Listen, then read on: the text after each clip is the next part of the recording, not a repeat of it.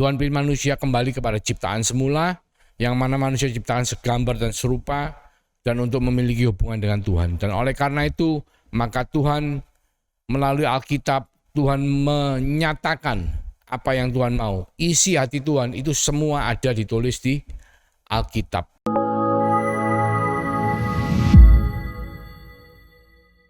Shalom, puji Tuhan. Pada hari ini kita masuk dalam ibadah online bersama dengan Gereja Allah Baik Jemaat Dat. Mari sebelum kita menerima berkat firman Tuhan, kita siapkan hati kita tundukkan kepala, kita berdoa. Terima kasih Tuhan untuk kesempatan pada hari ini kami boleh belajar lagi mendengar apa yang menjadi isi hati-Mu. Tuhan, kami rindu Engkau sendiri yang membukakan hati kami untuk menjadi lahan yang subur supaya firman yang tertabur boleh termeteraikan dalam kehidupan kami, boleh mengubahkan hati kami, boleh memperbarui akal budi kami, sehingga kami makin hari makin serupa dengan Kristus.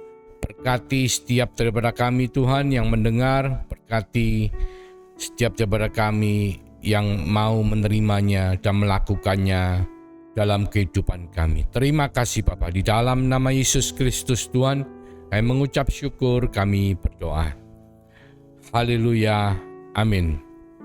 Puji Tuhan, hari ini kita akan berbicara mengenai sesuatu yang terkait dengan disiplin rohani ya, berbicara mengenai firman Tuhan, berbicara mengenai Alkitab. Memang Alkitab itu sesuatu yang kalau kita mungkin kita megang bukunya tebal ya saudaraku. Sebenarnya Alkitab terdiri dari 66 kitab ya. 39 kitab dari Perjanjian Lama dan 27 kitab dari Perjanjian Baru. Perjanjian Lama terdiri dari 929 pasal atau 23.214 ayat. Perjanjian Baru terdiri dari 260 pasal dan 7.957 ayat. Jadi total 31.171 ayat ya. 1.189 pasal dan 66 kitab. Jadi kalau kita sepintas kita bicarakan angka-angka itu kelihatannya gitu ya. Kok sesuatu yang saya enggak senang baca, saya enggak suka belajar. Tapi saudara tahu sebetulnya kenapa ada Alkitab? Kenapa ayat-ayat itu dituliskan oleh Tuhan melalui hambanya yang diurapi oleh Roh Kudus? Karena yang terjadi adalah manusia diciptakan untuk sebetulnya memiliki hubungan yang permanen dengan Tuhan ya. Dan manusia ditaruh di Taman Eden untuk memiliki hubungan bersama-sama dengan Tuhan. Tetapi yang terjadi adalah manusia itu jatuh ke dalam dosa. Dan ketika manusia jatuh ke dalam dosa, Tuhan itu ingin manusia itu kembali pada Tuhan. Tuhan pilih manusia kembali kepada ciptaan semula, yang mana manusia diciptakan segambar dan serupa, dan untuk memiliki hubungan dengan Tuhan. Dan oleh karena itu, maka Tuhan melalui Alkitab, Tuhan menyatakan apa yang Tuhan mau. Isi hati Tuhan itu semua ada ditulis di Alkitab. Jadi sebetulnya ketika kita membaca Alkitab, ketika kita merenungkan Alkitab, ketika kita mendengar mengenai renungan Alkitab, itu bukan kita belajar saudara, tetapi kita itu berusaha mengerti apa yang menjadi isi hati Tuhan. Sebetulnya kita itu berusaha untuk mengenali Tuhan dari Alkitab itu. Jadi mari kita ubah mindset kita, cara kita berpikir. Jadi Alkitab itu, ayat-ayat di Alkitab, renungan itu bukan sesuatu yang membuat kita harus belajar, enggak. Tapi sesuatu yang informasi yang membuat kita tuh bisa mengenali Allah kita, mengenali isi hati Tuhan. Kenapa sih sebetulnya Tuhan itu, apa sih yang Tuhan mau, dan kenapa Tuhan tuh membuat kita ini membaca, merenungkan, mendengar mengenai ayat-ayat di Alkitab. Memang beberapa dari kita akan ngomong, waduh saya ini bingung ya kalau enggak ngerti mengenai Alkitab. Oh, mungkin beberapa ngomong, iya bosen Pak membaca sampai berapa 31.000 lebih ayat ya seluruh Alkitab. Kadang kita punya jadwal untuk menyelesaikan pembacaan Alkitab kita dalam setahun misalnya ya, atau mungkin 2 tahun. Itu sangat banyak sekali ya.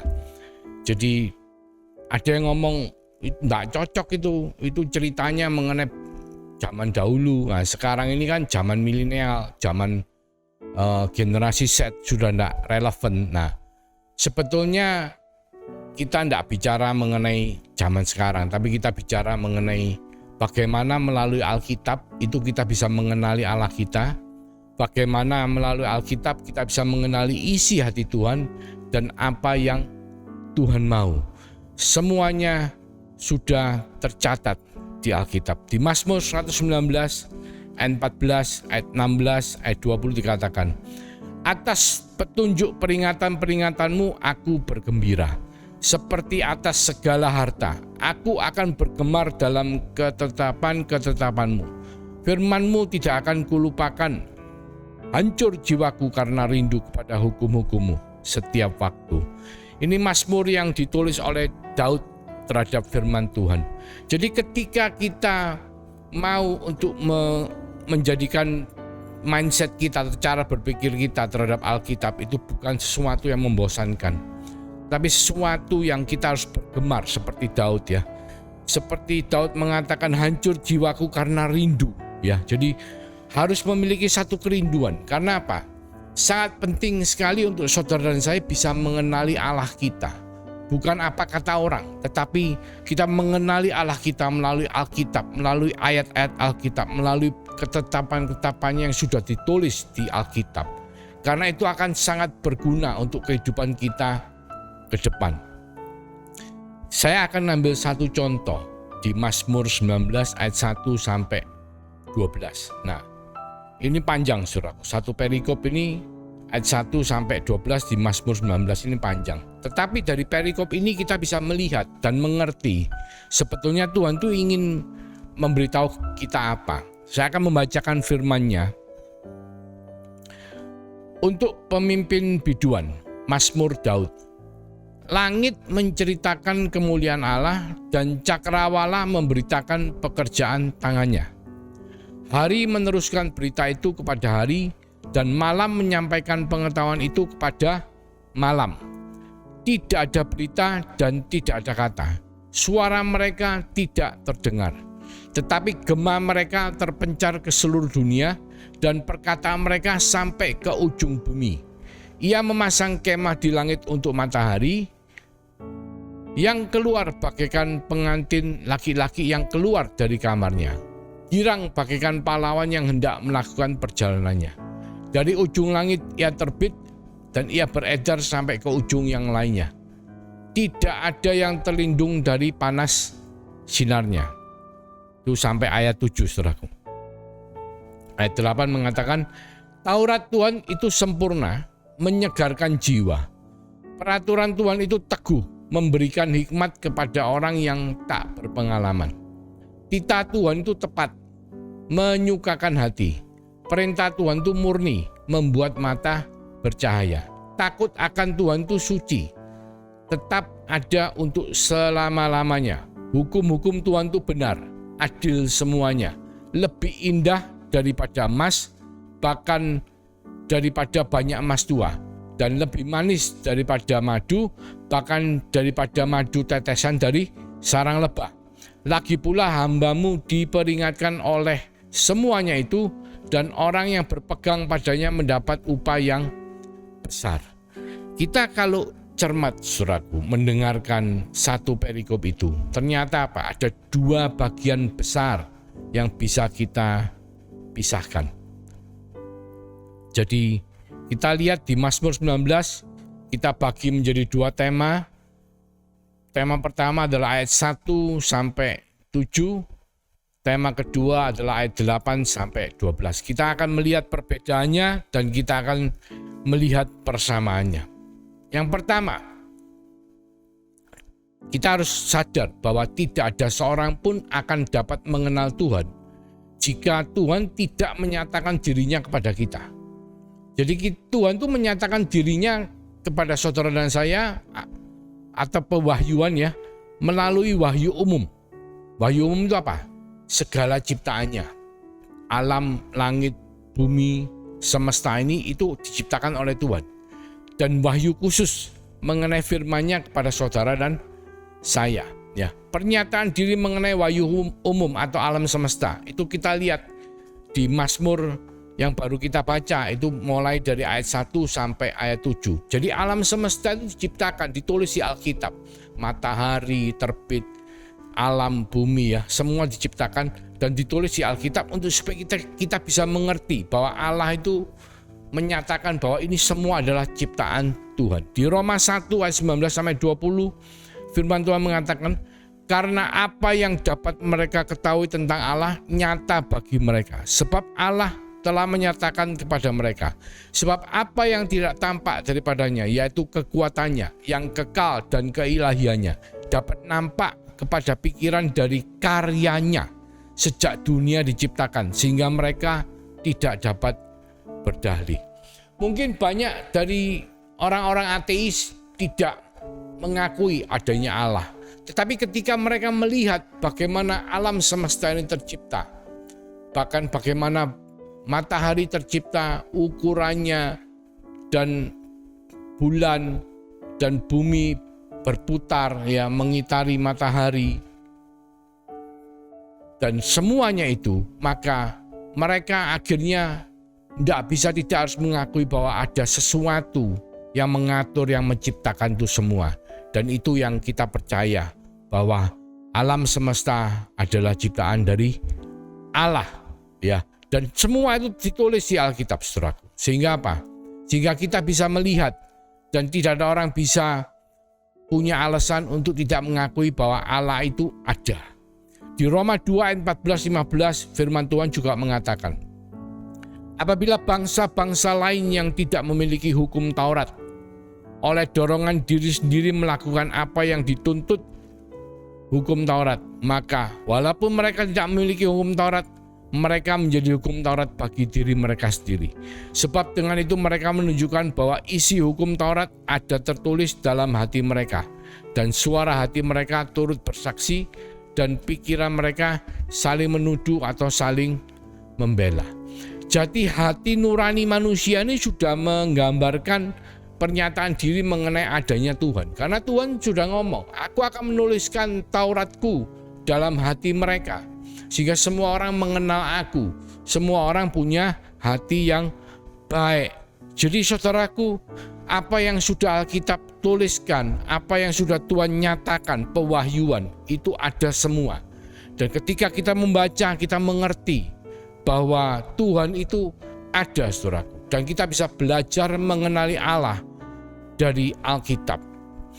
Melalui apa? Melalui alam semesta, ciptaannya, binatang, tumbuhan, semuanya, saudaraku. Ketika kita sadar bahwa semua itu bukan cuman sekedar ada, tetapi Allah menciptakan semuanya itu, maka kita akan menyadari keberadaan Allah.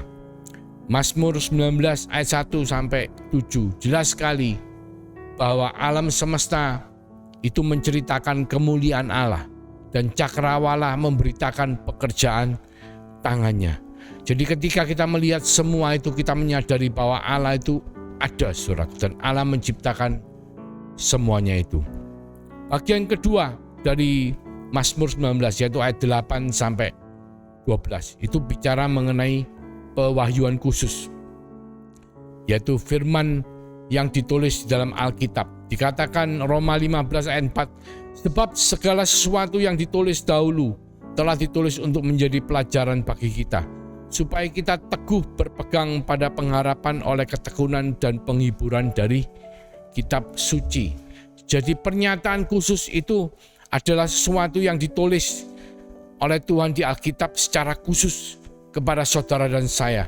Dikatakan di Ibrani 1 ayat 1, pada zaman dahulu Allah berulang kali dan dalam berbagai cara berbicara kepada nenek moyang kita dengan perantaraan nabi-nabi.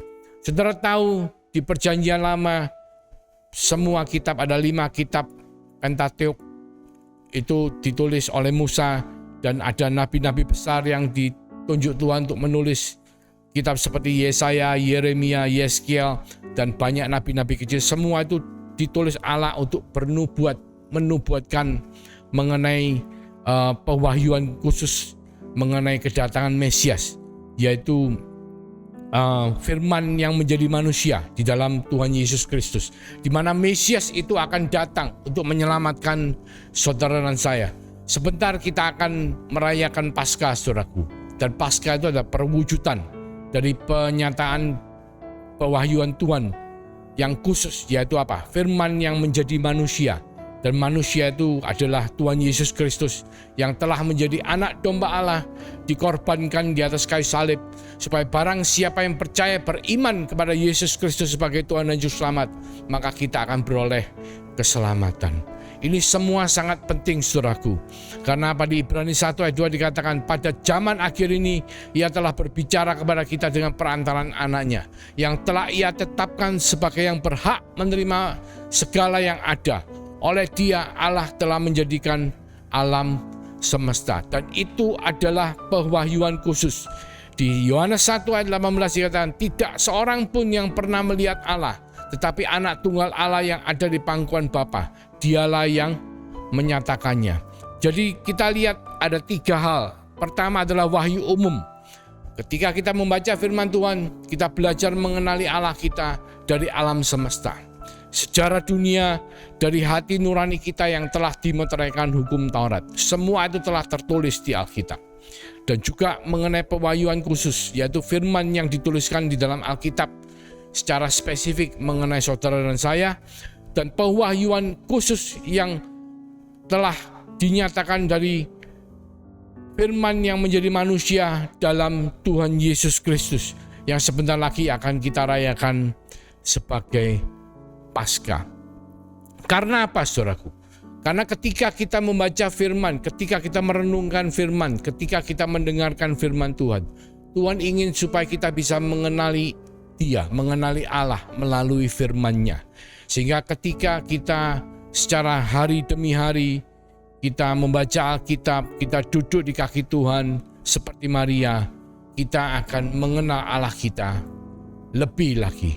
Dan makin hari demi hari kita akan belajar untuk bisa makin serupa seperti Kristus. Karena ketika kita mengenali Dia, maka Dia akan mengubahkan kita semua makin hari makin menyerupai Kristus. Melalui apa, saudaraku? Melalui Roh Kudus yang telah dimeteraikan dalam kehidupan saudara. Maka Tuhan akan mengubah saudara hari demi hari, waktu demi waktu. Ketika saudara membaca, saudara mengenali sejarah dunia dari Alkitab. Ketika saudara membaca, saudara mengenali Allah kita dari alam semesta. Ketika saudara membaca, saudara mengenali pewahyuan khusus mengenai Tuhan Yesus Kristus. Maka semua itu akan membawa saudara dan saya makin hari makin mengenali Tuhan kita. Jika Alkitab adalah pernyataan Tuhan tentang dirinya, pribadinya, perjanjiannya, perintahnya, jelas bahwa kita tidak boleh melalaikan Alkitab. Karena kalau kita melalaikan, tidak membaca, tidak mendengar, tidak merenungkan, sama seperti kita tidak mau tahu mengenai Tuhan, kita tidak mau mendengarkan mengenai Tuhan, dan kita tidak peduli tentang Dia. Jadi jika pikiran kita menyelam dalam firman-Nya, kita akan dapat mengenali Dia. Jika kita mau menyelam di dalam firman-Nya, maka pikiran kita dapat dibentuk sesuai dengan pikiran Tuhan. Itu sangat penting, saudaraku. Karena itu, marilah kita belajar mengubah mindset kita untuk tidak takut terhadap firman Tuhan, untuk tidak bosan terhadap firman Tuhan, atau mungkin kita bahkan beberapa dari kita menganggap firman Tuhan itu seperti kotak obat, saudaraku. Kalau kita dalam kesesakan, kita baru belajar firman Tuhan, kita baru membaca firman Tuhan. Tidak, saudara. Tapi firman Tuhan adalah tempat di mana kita bisa belajar untuk mengenali Allah kita. Tempat di mana Allah, ketika kita merenungkan, mendengar, ketika kita membaca, Allah akan bekerja untuk mengubahkan kita makin hari makin menyerupai Dia. Mari kita tundukkan kepala, kita berdoa. Terima kasih Tuhan untuk firman-Mu. Terima kasih kami boleh belajar untuk mengenali Engkau dari firman-Mu Tuhan. Kami melihat, mendengar, kami membaca, kami merenungkan firman-Mu. Maka Engkau akan mengubahkan setiap daripada kami, sehingga kami makin hari makin menyerupai Kristus. Karena apa? Karena kami mengenali Engkau Tuhan. Melalui alam semesta, melalui pewahyuan khusus, melalui Tuhan Yesus Kristus. Maka firman-Mu akan termeteraikan dalam kehidupan kami. Bukan hanya untuk kami mengerti, tapi untuk kami melakukan firman itu. Terima kasih Bapa. Berkati kami dengan kasih karunia daripada Tuhan Yesus Kristus yang telah memeteraikan Roh Kudus dalam kehidupan setiap daripada kami, menyertai kami, memberkati kami, melindungi kami, membuat kami menjadi pelaku-pelaku firman, memberitakan Injil. Mulai hari ini Tuhan, sampai Engkau datang yang kedua kalinya, bahkan sampai Maranatha. Di dalam nama Yesus Kristus Tuhan, kami mengucap syukur, kami berdoa. Haleluya. Amin. Tuhan Yesus memberkati.